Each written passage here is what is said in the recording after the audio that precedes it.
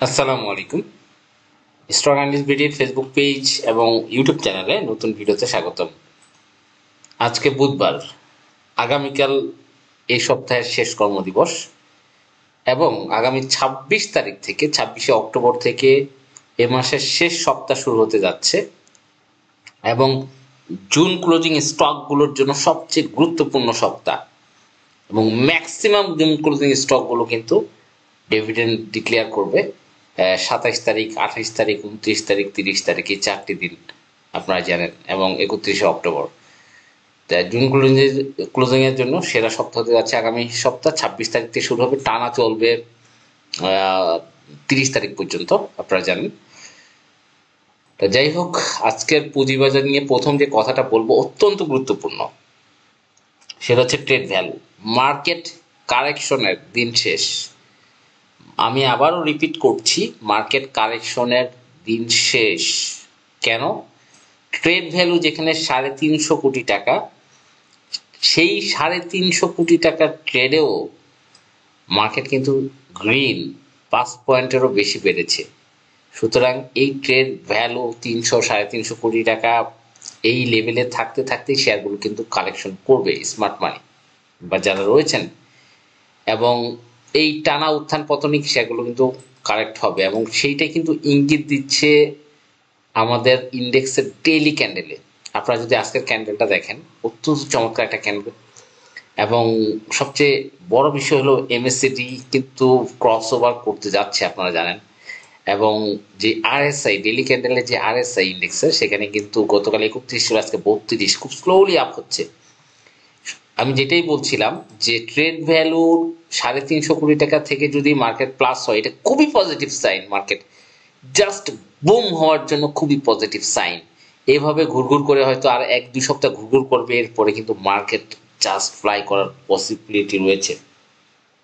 তা সেই প্রেক্ষাপট থেকে, কারণ ম্যাক্সিমাম কোম্পানির ইপিএস ডিক্লারেশন সবই কিন্তু কমপ্লিট হয়ে যাবে, এবং এই ভিডিও বানানোর সময় আরগন ডেইরি সে কিন্তু 10% ক্যাশ দিয়েছে।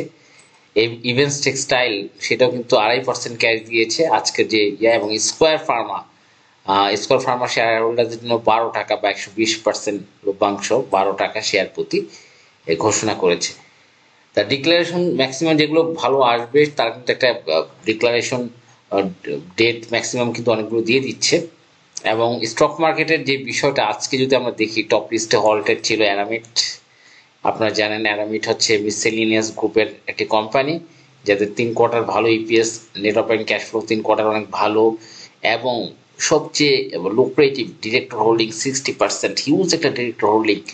পাবলিক হোল্ডিং খুবই কম, মাত্র ১৬ লাখ শেয়ার রয়েছে, এবং এটার শেয়ারের যে ফ্লোর সেটা কিন্তু খুবই কম, যার ফলে অনেক ডাউন ট্রেন্ড হওয়ার ফলে কিন্তু এটা কিন্তু আজকে হল্ট হয়েছে। এছাড়া ভিএফএস ট্রেড, আমি আমার চ্যানেলে বহু বলেছি আপনাদেরকে, যে স্টকটা নিয়ে আপনাদেরকে বলেছিলাম এর আগে আগস্টের ১৯-২০ তারিখের দিকে, ১৯-২০ তারিখের দিকে আগস্টে, মেবি ১৮ বা ১৯ তারিখের দিকে বলেছিলাম, আমার ভিডিও রয়েছে। ভিএফএস ট্রেড স্টকটি এবার কিন্তু অনেক দারুণ প্রমিজিং স্টক হতে যাচ্ছে, যে এটা কিন্তু এবার ডিভিডেন্ড দেওয়ার সম্ভাবনা রয়েছে, এবং এটা কিন্তু একটু ভালো করছে। এছাড়া আমরা অন্যান্য যেগুলি স্টকগুলো দেখলাম, ক্যাপিটেক আজকে ইপিএস ডিক্লেয়ার করার ডেট রয়েছে, এবং কোয়ার্টার 1 এই গত বছরের থেকে অনেক ভালো আসার কথা রয়েছে, দেখা যাক কি হয়। এছাড়াও অনেক স্টক ভালো করেছে।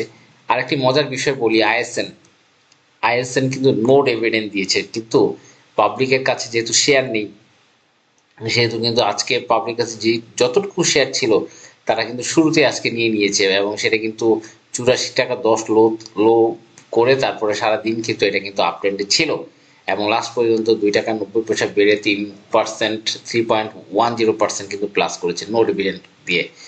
স্মার্ট মানি কোনো একটা স্টকে থাকলে সেটা যে কিভাবে প্লে করে তার একটি উৎকৃষ্ট প্রমাণ। আর খান ব্রাদার্স আপনারা জানেন ভালো ক্যাশ ডিভিডেন্ড দিয়েছে, তার লাইফ স্টোরিতে কখনো এরকম 10% ক্যাশ পাশের ১ টাকা এই পর্যন্ত দেয়নি, তারপরেও এটা ডাউন করেছে। কারণ খান ব্রাদার্স কিন্তু স্মার্ট মানি শেয়ারগুলো রিলিজের টাইম, আমি আপনারা মনে আছে কিনা, খান ব্রাদার্স নিয়ে আমি বহু ভিডিও দিয়েছি, বলেছিলাম যে ইপিএস এর চমক আসবে, চমক, ইপিএস প্রত্যেকটা কোয়ার্টার বাড়তে থাকবে, এগুলো সব ভুয়া ইপিএস শো করে, যতটুকু আমরা জানি, যেটা সিপাল। সিপাল আপনাদের মনে আছে কিনা, আমরা যদি একটু সিপালের হিস্টোরি দেখি, সিপাল কি করেছিল। সিপাল যখনই 44 টাকা ছিল তখন সে ডিভিডেন্ড দিত কয় টাকা আপনারা দেখেন, 1% ক্যাশ দিত। 2020 সাল 21 সাল যখন 44 টাকা 40 টাকা ছিল, 1% ক্যাশ। যখনই সিপাল হুড় করে মানে বাড়া শুরু হইলো, 115 টাকার সময় 15% ক্যাশ দিল, এরপর 200-300 টাকা চলে গেল, 17% ক্যাশ, তারপর লাস্ট ইয়ারে 7% ক্যাশ। এখন তো ইপিএস কন্টিনিউয়াস মাইনাস, প্রত্যেকটা কোয়ার্টার মাইনাস। হোটেল ব্যবসায় কিভাবে লস হয় আমার জানা নেই। এবং এখন এখন সে কি করবে, এখন তো নো ডিভিডেন্ডও মারতে পারে। তা এই যে এই অবস্থা, মানে যখন প্রাইস অনেক হাই থাকবে তখন কিন্তু এমন খান ব্রাদার্সের প্রাইস অনেক হাই, এখন তারা ভালো ইপিএস ভালো ডিভিডেন্ড ডিক্লেয়ার করে কিন্তু শেয়ারগুলো হ্যান্ড ওভার করার পসিবিলিটি রয়েছে, চার্ট তাই বলে, মানে চার্ট কিন্তু তাই বলে। এই জন্য তো এইটা আমি বলি, খান ব্রাদার্স নিয়ে অবশ্যই আমি অ্যালার্ট থাকা উচিত সাধারণ বিনিয়োগকারীদের, কারণ এটার ইপিএস দেখবেন ফার্স্ট কোয়ার্টারে অনেক ভালো আসবে।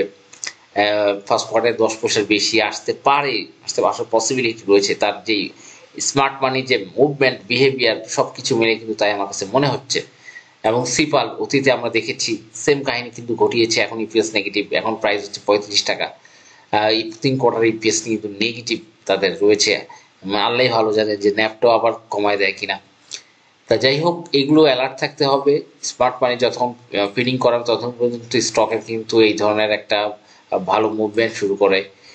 এছাড়া সার্বিক দৃষ্টিকোণ থেকে মার্কেট আমার কাছে খুবই ভালো লাগছে। রবি আজকে ইন্ডেক্স মুভারে ভালো কাজ করেছে। ব্র্যাক ব্যাংক রবি আপনারা জানেন 29 টাকা 70, আমি বলেছিলাম যে রবিটা এখানে একটা মুভমেন্ট আসতে পারে, 28-29 থেকে কিন্তু একটা মুভমেন্ট আসতে পারে। ব্র্যাক ব্যাংক ভালো করেছে 69-70 লেভেলে। এছাড়া লাফার্ডস এবং আজকে ডিভিডেন্ড দিয়ে ভালো করেছে।